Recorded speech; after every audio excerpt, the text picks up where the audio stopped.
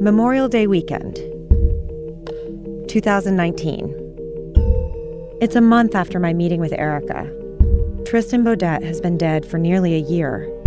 Anthony Rauda has been in jail for 7 months. And this is the weekend that State Parks thinks it's safe to open the campground again. From the time of Beaudette's murder until Rauda's arrest, the authorities offered almost nothing to the public. No warnings, little information. So people in Malibu were left to figure things out for themselves. There were a lot of creepy similarities among the near misses and the murder. But publicly, the cops kept repeating the same old story. Not related. At least nothing they would share. But then, after Rauda's arrest, that changed.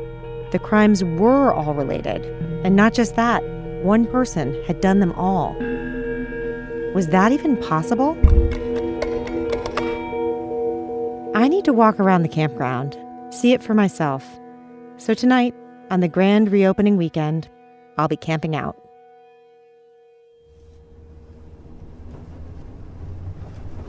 Turning off the canyon road, there's a long entrance road leading to a little guard shack. The park employees take your money and give you your parking pass. The two people working seem skittish. Are they nervous about something? I park by Site 49. That's where Scott McCurdy, Tristan's brother-in-law, camped. That's where I'm staying tonight. It's right next to Site 51, where Tristan Beaudette was murdered. I'm trying not to get creeped out. The campground is basically deserted. Empty campsite after empty campsite. It's a little eerie.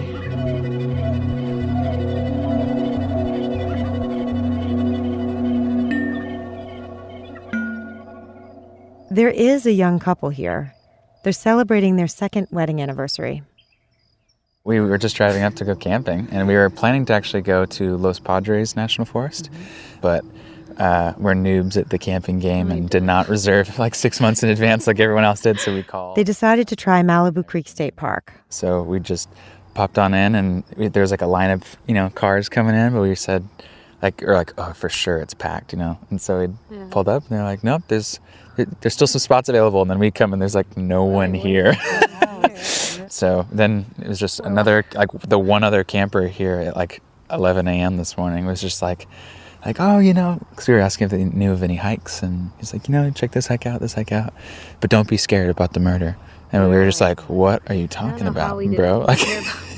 Yeah. And we were like, what? Are you the murderer? I was like, oh my gosh. So, but yeah. I'm freaked out. To be honest, maybe we'll leave tonight. Walking around, I noticed one of those interpretive signs you often see in state parks. Animals of the night, it says. While campers sleep, the park belongs to the animals. Can you hear the howl of a coyote, the scratch of mice, or the hoot of an owl? As you walk through the park, your flashlight suddenly reflects the glowing eyes of an animal. The sign talks about bobcats, coyotes, raccoons, but doesn't say anything about mountain lions. Maybe they didn't want to start a panic. It starts getting dark, so I head back to Site 49. I pitch my tent in the meadow beside the fire pit. I light a fire and sit next to it while I eat my dinner, takeout from the grocery store. There's no one in Tristan's site, Site 51. That's strange. When I drove in, the park workers told me it was already reserved. I zip into my tent. I text home. I'm fine. But this feels weird. I have a sleepless night. Every noise feels too close. Rain falls. I'm sure I feel something brush up against my tent, the thin wall of my tent. I'm sure I hear footsteps approach and then recede.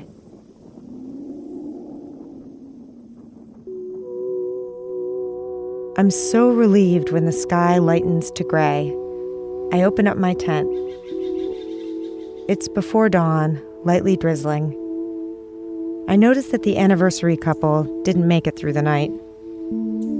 And no one ever showed up to claim Site 51.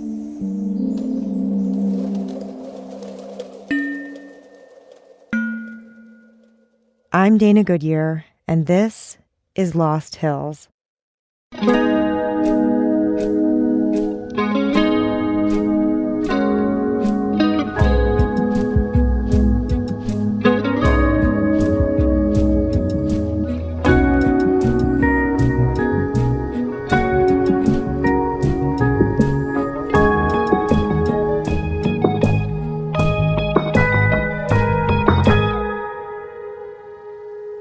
Episode 4, Animals of the Night.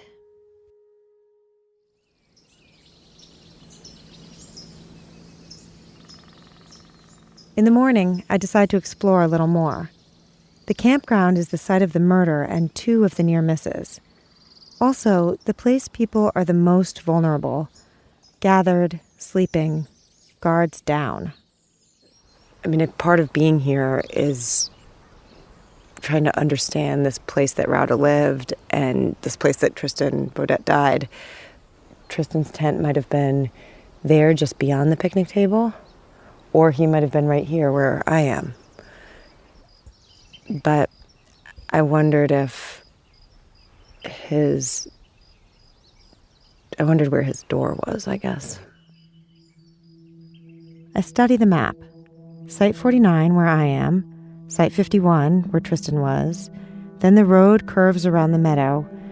54, 55, 58. 58.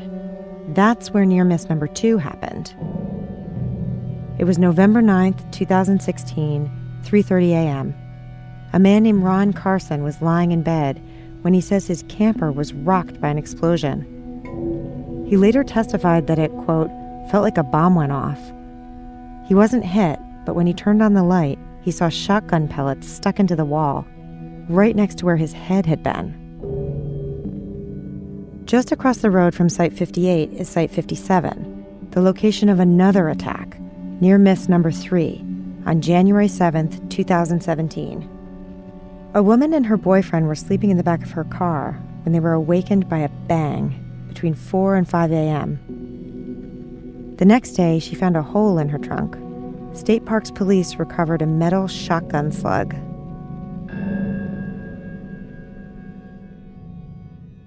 This is insane. These 3 crime scenes, the camper, the car, and Beaudette's tent, are just a couple hundred feet apart.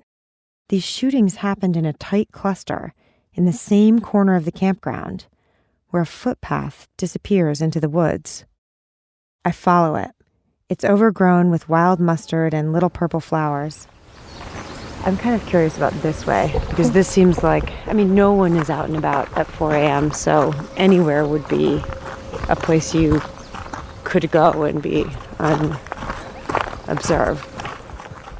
The path heads north, toward the mountains. I know that somewhere out there, 2 or 3 miles away, beyond Mulholland Highway, in a remote and seldom traveled part of the park, is where Anthony Rauda lived. It's where he was arrested. And it's not that far.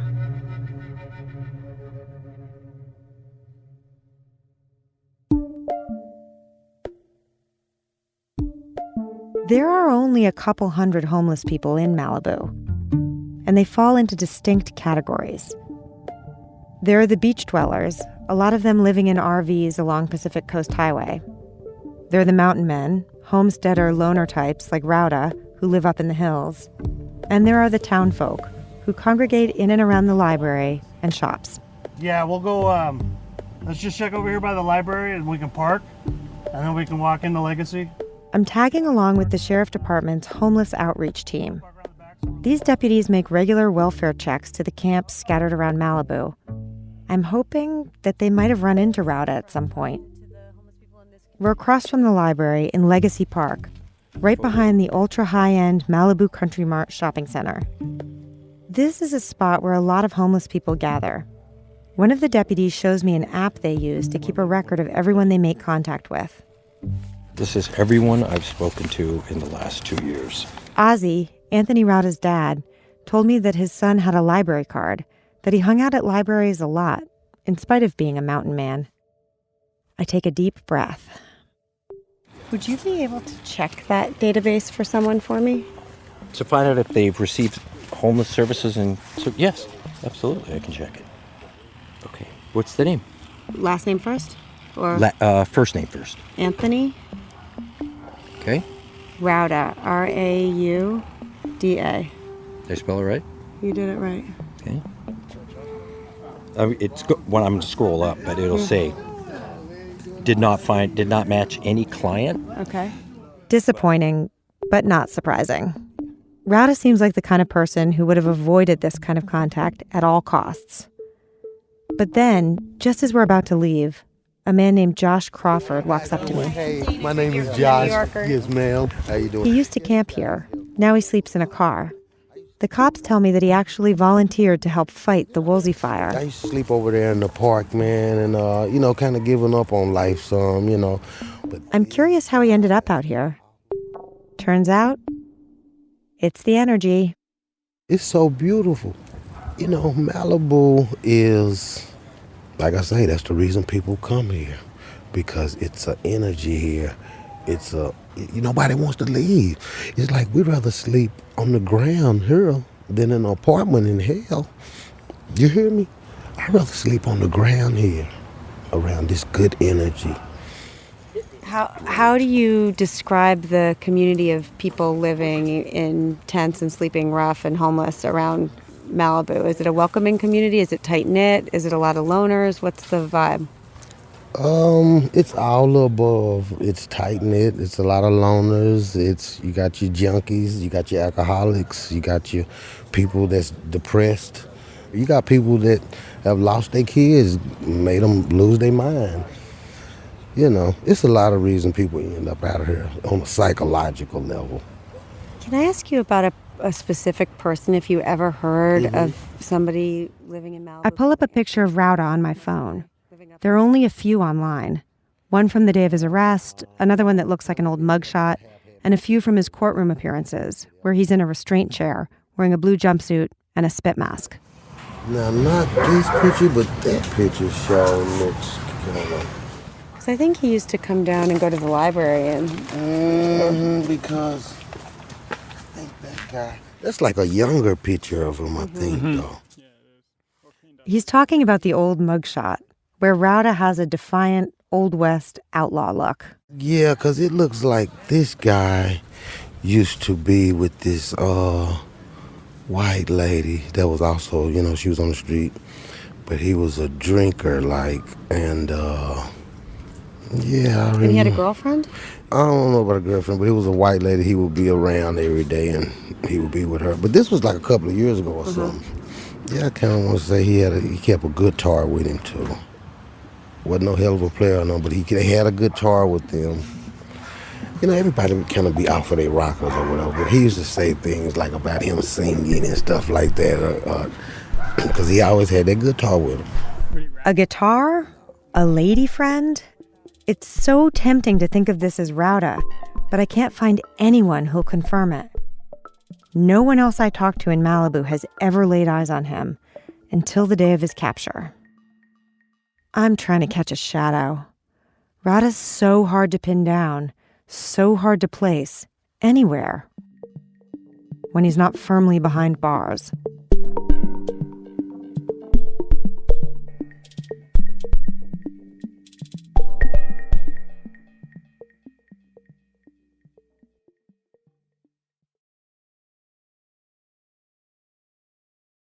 For months, I've been trying to get information from California State Parks, the government agency that runs Malibu Creek State Park. And for months, they've been totally stonewalling me. Hi, Dana. This is Gloria Sandoval from California State Parks. returning your phone call. Unfortunately, due to the ongoing investigation, we can't make anybody available for your interview at this time. But I ask for anything and everything.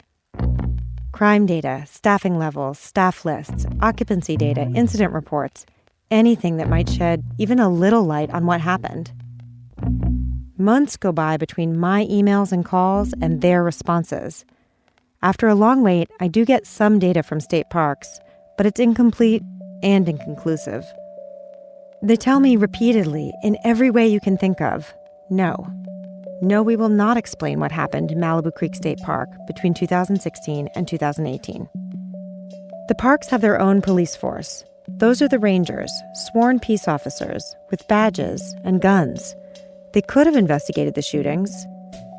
I know from talking to Sergeant Wright that at least one person fairly high up at the park knew they needed Lost Hills help. But what were they doing over there? It's impossible to find out. The only thing I do find out, I learned from court. It's pretty damning. The tent that Tristan Beaudette was killed in, the crime scene itself, it was never booked into evidence. It was never properly examined. It couldn't be. Because state parks threw it away. If the craziest thing I've learned about the park is that they left a campground open after there'd been multiple shootings there, then this is the second craziest thing. Someone was murdered in his tent in that same campground, and you throw it in the trash? No wonder no one wants to talk to me. The only thing I can do is keep going back to the park. One day, I join a walking tour, led by a former ranger, to commemorate the 50th anniversary of Planet of the Apes, which was filmed in Malibu Creek State Park. Many people refer to this as the jewel of Santa Monica Mountains because of the diversity. That's how desperate I am. It's roughly a 3-mile round trip. From here, we will just go up the road a little bit to see our first scene location. Then we'll come back and we'll head down into the heart of the park. It's a motley crew of film buffs and science fiction fans and people looking to fill a Sunday with a hike in Malibu Creek State Park. We're about 30 minutes in when someone brings up the Beaudette murder. Oh, that was in the campground. Unsurprisingly, the ranger doesn't want to talk about it. But I think it's possible they got the guy. Not until we've got the evidence, I guess. He does say that the killing has significantly depressed attendance at the park. And sifting through the data that state parks gave me, I've learned that the financial impact was significant. Revenue fell by 50%, a loss of $700,000 compared to the year before. No, yeah, that's about all. I mean, I'm not the park spokesman. No, that's of course for sure. not. I don't know really any more than I read in the newspapers or hear on the news. And he says he thinks the element of danger has been eliminated, but also that there's still a lot that hasn't been released. I don't know, but there was one day that the hills were covered with sheriff's deputies, and they're just following all these various social trails. And I'm sure this guy went off trail as well. Right. So the more evidence, the better. That's how you prove a case. I mean, does it seem possible to you? During the tour, I've been keeping my eye on one of the other hikers, a guy wearing camouflage and a Make America Great Again hat. He seems very interested in the murder talk. I introduce myself, and he tells me his name is Lou Johnson, and he's here with a boy named Hudson, his landlady's son. We just stopped going anywhere. He tells me that before the murder, he and Hudson spent their weekends hiking all over this area. That changed. Just the randomness of it was very troubling, I think, because it didn't matter. It's like if you were in the wrong place at the wrong time and moving in the wilderness, and this guy saw you, you'd be in mortal danger there. As we fill up our water bottles, he tells me that one day, as he was driving to work, he saw that the hills were swarming with deputies, collecting evidence from Rauda's campsite. One morning I came around one of the last hairpin curves there, and there were police cars, sheriff's cars everywhere, ranger cars. Yeah. A group of sheriff deputies were coming up the road, and I said, "Hey, is this have to do with the investigation, wrapping it up?" And he said, "Yeah, we're just up here, doing cleanup and stuff like that." And and he said, a few years earlier, he tried to take Hudson hiking right there, in that exact spot. Started hiking up there. There were animal trails, and I remember remarking, wow, he's really good with animal trails, and this was, the trail in the grass was pretty well trodden. I thought, oh, maybe some hikers go up here. And it sort of follows a little canyon rise, and there's a lot of big oak trees there with big canopies. And I remember we sat up underneath one, and he was sort of not, maybe he didn't feel good, I don't know what it was, but he just didn't want to hike. And he was It was strange, Lou says, really out of character for Hudson. But he couldn't make him go on, so they turned back. And, the thing that strikes me is now knowing that, that was where Rauda's camp was, that's kind of a scary thing. We could have, if we had gone hiking up in there, would he have felt threatened? He was kind of hiding out. I read, he just didn't like people. Who knows? We don't know. And it just was, now looking back, I was like, wow, that felt like a close call for us, safety-wise. And again, had we known that these other things had happened, at that time, we'd never heard about any problems. And it just is it's not kind of frustrating, it's very frustrating, and it's infuriating because this transparency that these guys all take an oath for, and I support the police, I'm a real supporter of law enforcement and all that, but when they pull stuff like this that seems political or for whatever reason, it really pisses me off. Lou says the trail to Rauda's camp is not too far from where we are now. He can show me if I want to meet him out there. When the tour ends, we trade email addresses, and he tells me he'll be in touch.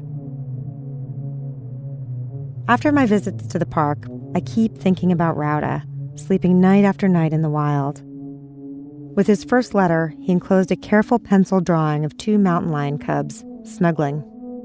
I want to know more about his life outdoors. In his next letter, he writes, I was hardly ever scared. I did a lot of hiking, starving, and freezing. I seen little baby bears, foxes, bobcats, eagles. There's a spot on the Topanga Mountains where you can see the ocean. There's a spot on the Pacific Palisades where you can see to Paso Robles. Those words stopped me cold. I just moved to the Palisades. But he couldn't know that. I've been using a different mailing address. It's right around that time I start having nightmares about Anthony Rauda.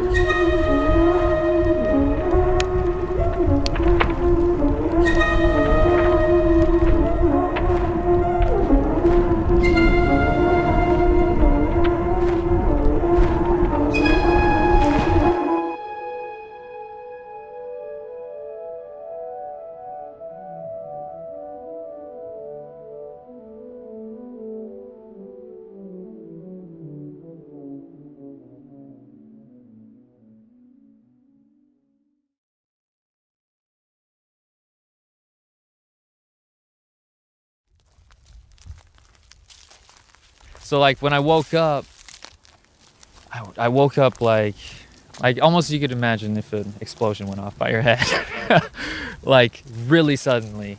And like, I don't really know why I woke up like that, because there was no pain or anything. So like the bottom of me. This is Jimmy Rogers, near miss number 1. He was attacked 20 months before Tristan Beaudette was killed.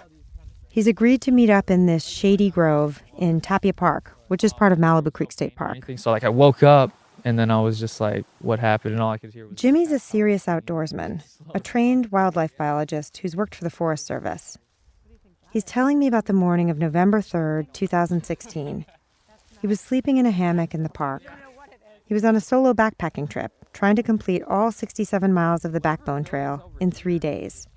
Between 3 and 4 in the morning, he was startled awake. And then I felt something was on my arm or something was like clawing at my arm, which was my initial thought because my hammock was somewhat low to the ground. He tumbled out of his hammock, which had split in half. He stood there, listening, as his arm began to sting. His jacket was torn, and when he took it off, he saw holes in his arm, a lot of them. It looked like a small animal had been gnawing on him. Then I was like, well, if it was an animal, it had to have been rabid or something.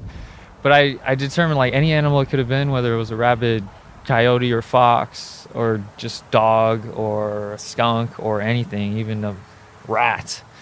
Like, they're pretty easy to find, especially in this oak leaf litter, because they can't move very fast, and especially skunks. He tells me that he ventured very carefully into the woods. So I walked without a light down there, because it's really about hearing the sounds to me. I did hear one like that. It was just a one sudden movement in leaf litter. So it like could have been a very small animal moving its whole body, or it could have been a person moving a foot. So I stopped and I just stared at where that sound was. I wanted to keep going, but I didn't, because I literally thought I don't want to get shot in the face. I kind of literally thought somebody was looking at me, and they probably, with that movement, were getting ready to do something. So I sat there for a couple minutes. I just said, I'm just going to pack up all my stuff and leave. He gathered up his stuff, walked out of the park and along the canyon road till his phone had a signal. He called his girlfriend and asked her to pick him up. She took one look at his open wound, dozens of tiny punctures, and drove him straight to the emergency room. For weeks afterward, he says, he tried to rationalize the experience. So just none of the scenarios I kept painting made any sense. I literally just started thinking about every single animal that lives out here and it could possibly live out here.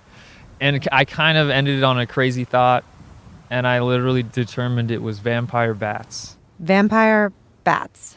Because when they bite, they secrete this numbing sensation so you can't feel it, and then they lap your blood, and it seemed like a superficial wound. And the blood was. But then, one day, something unexpected happened. A round metal pellet fell out of his arm. Then another, and another.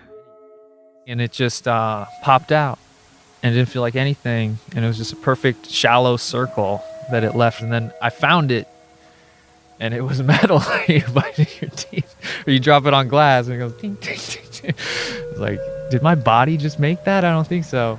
And then eventually we just, a few of the wounds were still kind of open, so my girlfriend started like squeezing at it.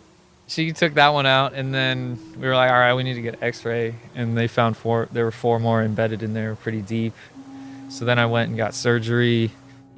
He hadn't been bitten by a rabid animal or by a vampire bat. He'd been shot with birdshot, small shotgun pellets used to kill birds in flight. Jimmy shows me the scar. It's about 3.5 inches across on the underside of his right arm, between the elbow and the shoulder. It's a big, scary-looking wound. If you just look at the pattern on my arm, like it looks like they were pretty close, but it's hard to say. But within 5 feet is what the police officers actually told me was most likely. But the wound isn't even the most disturbing part. The most disturbing part is how Jimmy sleeps. How he was sleeping when he was shot, bundled up in his down jacket and sleeping bag, wrapped up in his hammock, with his right arm draped over his head. It seemed to Jimmy that the person who shot him was aiming for his head. After the pellets fell out of his arm, Jimmy went back to the park and tried to find someone to talk to, someone he could tell this bizarre story to, and maybe get answers. So I just came out here, and I was just looking around, and I found a state park employee and just told him what happened. And he told me that somebody's vehicle was shot with the same bird shot. And so they were really concerned about it, and so he gave me the number for the sheriff. I tried to contact them a few times, but they pretty much never revealed much information. And so probably after like a couple emails and a couple phone calls, I just stopped. I asked Jimmy if he'll indulge me, go on a walk. I want to see how long it takes to get from where he was shot over to the campground. He's game. It's not far, but it takes us an hour on dusty trails through the foothills. At a run, 15 minutes, max. So we're going under a little sort of... Riparian area. We're in a riparian area. Excellent. From the campground, we walked to the entrance of the park, out onto the canyon road, where all those cars were shot, near misses 4, 5, and 6. And while we walk, it hits me. How small this area really is. I just want to say one thing, because we may not be here again. Up and down this stretch of road is where the pre-dawn shootings at cars were concentrated. Wow. I didn't know that. That's crazy. It seems so obvious. It's all right here. Jimmy's right. It is all right here. How could the sheriff's department and state parks not have seen that? How could they think, or say they believed, these were isolated incidents? Why wouldn't they have warned the public? The authorities, Jimmy says, were pretty unhelpful throughout his ordeal. After taking his report, they never followed up. They didn't seem to care. But they did say something odd. Well, they didn't really tell me much because they said that you can actually kind of manufacture different weapons. So, like, the officer actually said they could have made something to fire this type of round. Like even something really small that you just hit from the back. It could have been a handheld thing or anything. This is about the so-called missing shotgun, the gun that was used in near misses 1 through 5. The gun that was fired at Jimmy while he slept in his hammock. The gun that has never been found. From what the cops told Jimmy, it sounds like that gun wasn't a gun at all.